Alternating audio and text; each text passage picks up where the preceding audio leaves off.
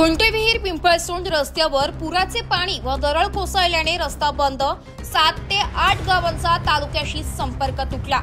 अंबाठा ते खुंटेविहीर पिंपळसोंड रस्त्यावर दांडीची बारीमध्ये संततधार पावसामुळे दरड कोसळल्याने तसेच पिंपळसोंड रस्त्यावर उंबरपाडा येथील अंबिका नदीच्या उपनदीवर पुराचे पाणी वाहत असल्याने वाहतूक ठप्प झाली आहे। दांडीची बारी येथे दरड व झाडे पडल्याने विजेचे पोल मोडून पडले।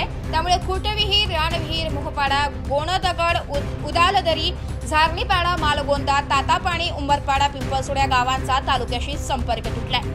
दांडीची बारीमध्ये मंदिराजवळील दरड कोसळल्याने मोठे मोठे दगड व मुरुम मातीचे ढीग रस्त्यावर पडले। वीज पुरवठा ठप्प झालाय। तर खुंटेविहीर ते पिंपळसोंड रस्त्यावर अंबिकेची उपनदी, भूतकड्याच्या ओहळ व कुंभारचोड नदीला पूर आल्याने सकाळपासून 7 ते 8 तास वाहतूक ठप्प झाली होती। या नदीवर अनेक वर्षांपासून पुलाची मागणी आहे। तीव्र उताराचा भाग असल्याने या दोन्ही ओहळांना नेहमीच पूर येत असतो। पिंपळसोंड ताणापाणी हा भाग घनदाट जंगल व्याप्त असल्याने नेहमीच जंगली हिंस्त्र श्वापंदांचा वापर असतो। बिबटे तर दिवसा ढवळ्यात जंगलात गुरे बकऱ्यांवर हल्ला चढवत असतात।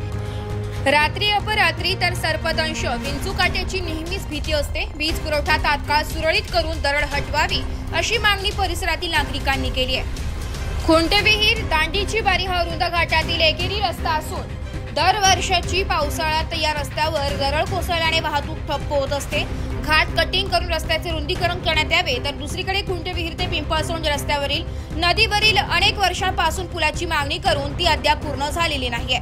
पुरामुळे दरवर्षी वाहतूक ठप्प होते। या मोरीवरून बकऱ्या, जनावरे या वाहने गेले आहेत। सर्पदंश अथवा गंभीर रुग्ण असल्यास पुराचे पाणी ओसरल्या तालुक्यात ग्रामीण रुग्णालयात जाता येत नाही। परिणामी जीव गमवावा लागतो। वाहनधारक जीव मुठीत धरून वाहने पुराच्या पाण्याच्या वाहने टाकतात। विद्यमान आमदारांशी लक्ष घालून समस्या दूर करावी, शिवराम चौधरी, माजी सैनिक, पिंपळसोंड यांनी मागणी केली आहे। नाशिक लोकशाही न्यूजसाठी उपसंपादक बाजीराव नाना खेरनारसह प्रतिनिधी रतन चौधरी, सुरगाणा।